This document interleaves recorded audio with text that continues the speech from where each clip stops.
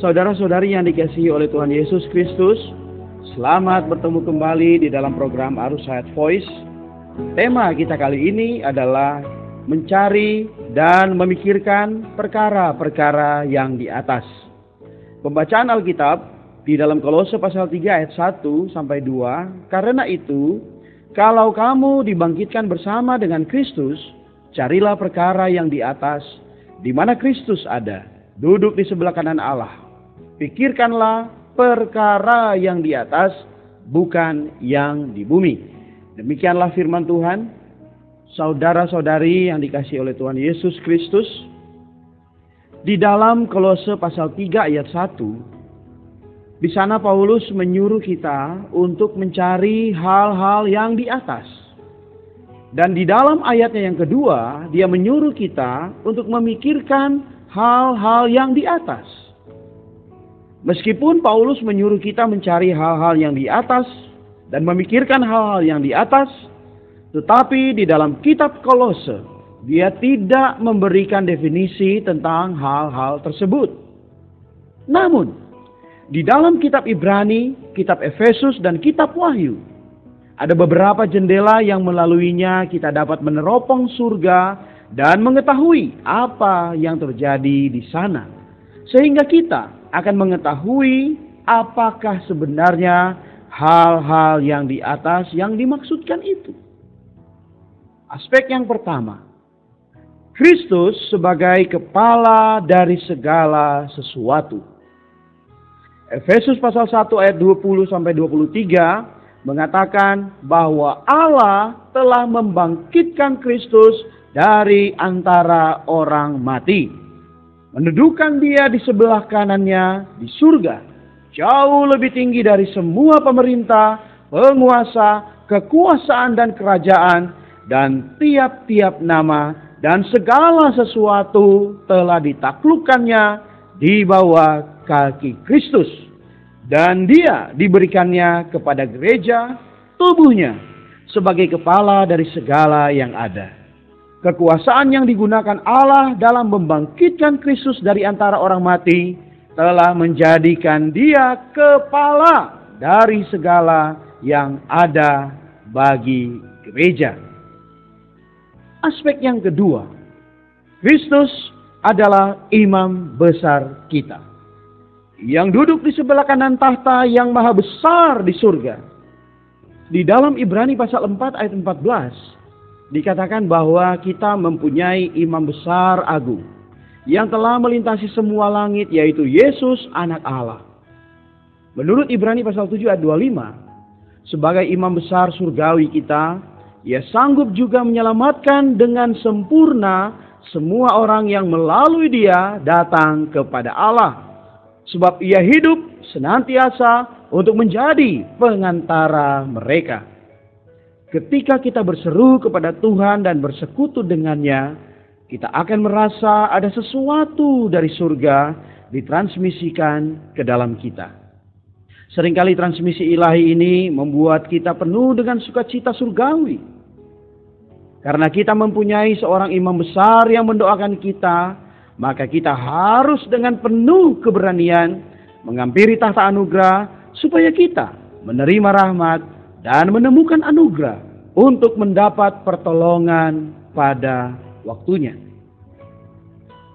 Hal-hal yang kita utarakan tadi itu mencakup ministry, doa syafaat dari imam besar kita. Karena doa syafaatnya, kita dapat menerima rahmat dan anugerah bagi keperluan kita pada waktunya. Karena doa syafaat Kristus di surga, kita pun dibangkitkan untuk menuntut dan mengikuti Tuhan. Ketika kita tergoda untuk menuntut hiburan duniawi dan tidak ingin untuk menghadiri perhimpunan gereja, transmisi surgawi ini dapat memimpin kita untuk datang dalam perhimpunan gereja. Menurut Ibrani pasal 8 ayat 1 sampai 2, Kristus juga pelayan atau minister kemah sejati yang di surga. Kristus adalah pelayan surgawi kita. Kemah ini, tempat kudus ini, ialah langit tingkat ketiga, yakni tempat Maha Kudus yang surgawi. Dalam pengalaman kita, roh kita yang dilahirkan kembali itu juga adalah tempat yang Maha Kudus itu. Roh kita berhubungan dengan langit tingkat ketiga, di mana Kristus melayani kita untuk segala kepentingan kita. Aspek yang ketiga, Kristus sebagai anak domba melaksanakan pemerintahan Allah. Wahyu pasal 5 ayat 6 berkata, "Maka aku melihat di tengah-tengah tahta dan keempat makhluk itu, dan di tengah-tengah tua-tua itu berdiri seekor anak domba, seperti telah disembelih, bertanduk 7 dan bermata 7, itulah ketujuh roh Allah yang diutus ke seluruh bumi. Pandanglah ke surga, di mana ada tahta, dan Allah sedang duduk di atasnya. Dan ada anak domba yang bermata 7 sedang melaksanakan pemerintahan Allah melalui gereja-gereja. Kaki dia emas yang bercahaya sebagai kedutaan besarnya." Seperti halnya kedutaan besar suatu negara di sebuah negara tertentu adalah merupakan perluasan dari negara itu. Begitu pula gereja-gereja sebagai kedutaan besar Allah ialah perluasan dari surga. Di dalam pasal 3 ayat 1 sampai 2 Paulus mengatakan kepada kita bahwa kita harus mencari hal-hal yang di atas dan memikirkan hal-hal itu. Ini berarti kita perlu melupakan hal-hal milik bumi, yaitu kebudayaan, agama, filsafat, dan kebajikan-kebajikan insani alamiah kita yang mungkin selama ini kita pandang penting dan berharga. Sebaliknya, marilah kita mengarahkan pandangan kita ke surga dan memikirkan Kristus sebagai hal-hal yang di atas, yang ajaib, dan yang terbaik.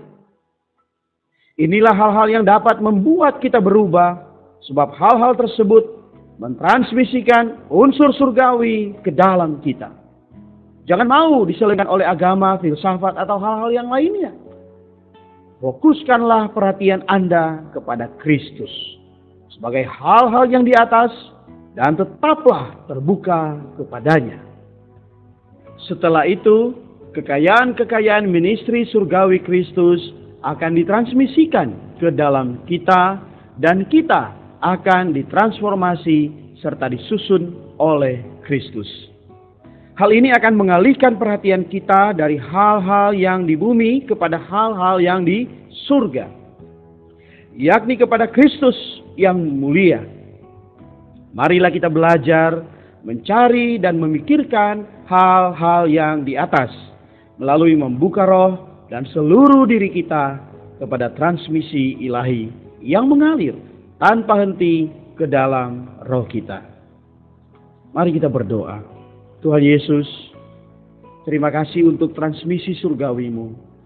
Kami mau mencari dan memikirkan Kristus yang surgawi sebagai hal-hal yang di atas. Jaga kami Tuhan, agar kami tidak tersimpangkan oleh hal-hal yang di bumi seperti kebudayaan, agama, dan filsafat kami. Kami hanya mau fokus kepada Kristus yang mulia. Di dalam nama Tuhan Yesus Kristus, kami berdoa dan mengucap syukur. Amin. Demikianlah firman Tuhan. Sampai bertemu di kesempatan berikutnya. Kasih karunia-Nya menyertai kita sekalian.